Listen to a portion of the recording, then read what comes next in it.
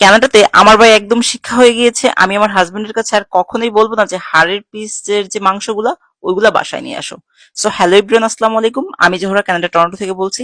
আশা করছি সবাই ভালো আছেন। আলহামদুলিল্লাহ আমরা ভালো আছি। তো চলে আসলাম আমার আরেকটি ব্লগ ভিডিও নিয়ে। আচ্ছা, আমি কি এরকম নাকি আমার সাথে আপনারাও একই মত? আপনাদের কার কার এই গরুর মাংসের যে সলিড যে পিসটা ওইটা ভালো লাগে? আমার কাছে তো মোটেও ভালো লাগে না। আমি ভাই বাঙালি, আমার ওই যে বাংলাদেশ থেকে খেতে খেতে যে অভ্যাসটা ওইটা এখনো রয়ে গিয়েছে, আমি ওইটা চেঞ্জ করতে পারবো না। তো আমার হাজবেন্ডকে আমি বলেছিলাম যে গরুর মাংস হাড় সহকারে আনবা, কিন্তু এইখানে যে নিয়ম আছে যে মানে হাড়ের যে সাইডটা ওইটা এক জায়গা থাকে, তারপরে মানে সলিড মাংসটা ওইটা একখানে থাকে, মানে আপনাকে কিন্তু ওই যে ভাগ ভাগ করে ওইখান থেকে একটু ওইখান থেকে একটু এরকম ভাবে কিন্তু দিতে পারবে না। সো আপনার নিতে হলে পরা ওই যে থানটা ধরে আপনার নিতে হবে, ছোট ছোট পিস করে ওরা রাখে। তো আমার হাজবেন্ডকে বলেছিলাম যে হাড়ের সাইডের মাংসটা এনো। ও মাই গড, আমাকে যে সে মানে হাড়ের সাইডের মাংস এনে দিছে, শুধু যে হাড়, বিশ্বাস করেন 3 কেজি মাংসের ভিতরে আমি মনে হয় 15 থেকে 16 খানের মতো হাড়ই শুধু গুনেছি।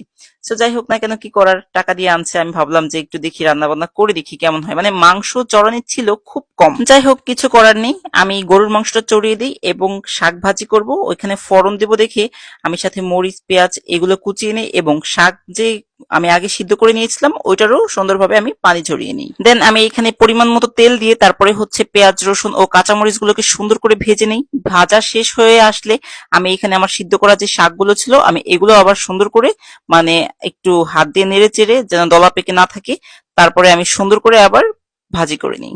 আর তার পাশেই আলহামদুলিল্লাহ কন্যা সন্তান থাকা মানেই মানে মায়েরদের অনেক অনেক হেল্প। তো আমার বাচ্চা তার কিছু জামা কাপড় ময়লা হয়েছিল, ও নিজে নিজে ওইটা নাকি ক্লিন করবে আমার কাছ থেকে, মানে একটু লিকুইড নিচ্ছিল আর বলছিল মামি কতটুকু দিব, তারপরে ওয়াশিং মেশিনে নিজের জামা কাপড় নিজেই দিয়ে দিচ্ছিল। এদিকে আমার শাক ভাজিটাও মোটামুটি শেষ, আমি একটা বাটিতে নামিয়ে নিব।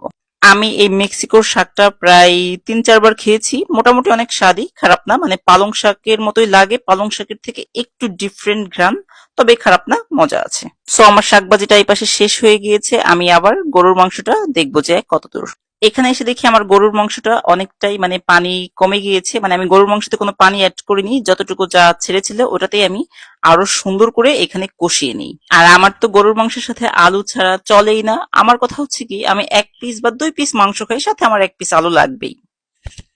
আমি আলুটা দিয়েই কিন্তু খানিকক্ষণ সুন্দর করে কষিয়ে নিই, আর এই কষানোতেই কিন্তু তরকারি সব থেকে বেশি মজা হয়। বেশিরভাগই ভুনা করে খাওয়া হয় বা কম ঝোল রেখে খাওয়া হয়, কিন্তু আজকে আমার ইচ্ছা করেছে একটু পাতলা করে ঝোল খাবো, এই জন্যই আমি সুন্দর করে কষিয়ে তারপরে পানি দিয়ে দিয়েছি। এখন আমি 15 মিনিটের মতো ঢেকে রাখবো এবং সুন্দর করে আলুটাও সিদ্ধ হয়ে যাবে, আমার মাংসটাও অনেক সুন্দর জাল হয়ে যাবে। আর হ্যাঁ, আমি কিন্তু গরম পানি অ্যাড করেছিলাম, মাংসতে কিন্তু খুব সুন্দর জাল হচ্ছিল। তো আমি এরই ফাঁকে কিন্তু আমি আমার নিজের হাতে তৈরি করা একটা লাস্টে যে গরুর মাংসতে দিব আরো স্বাদ বেড়ে যাবে, ওই মশলাটা আমি নিজে নিজে বানিয়ে ফেলি।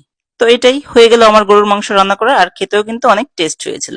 তো তারপরে দেখি যে আমার হাজবেন্ড অনেক বড় একটা মানে ছুরি, যাই হোক, মানে বক্সে করে আম নিয়ে আসছে।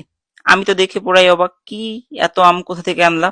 তো বলতেছিল যে এই পাশে দেখলাম একটা গ্রোসারি শপে দেখলাম যে আম উঠাইছে। আমার হাজবেন্ড এসেই বায়না করে ফেলে, মানে আজকে কানাডাতে 18 ডিগ্রি সেলসিয়াস, তো আমাকে বলতেছিল যে অবশ্যই আমাকে শরবত করে দিবে এবং আম মাখা খাবো।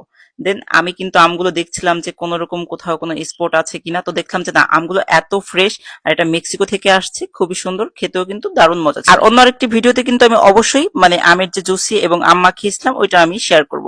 তো আজকের মতো সবাই ভালো থাকবেন। আমার ভিডিওটি কেমন লেগেছে অবশ্যই কমেন্ট করে জানাবেন, কিন্তু আজকের মতো বাই।